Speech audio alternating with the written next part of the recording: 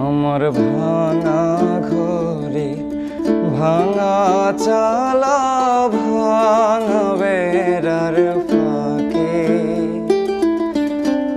অবাক জ্যোৎস্না ঢুয়ে কাপড়ে হাত বাড়াইয়া ডাকে,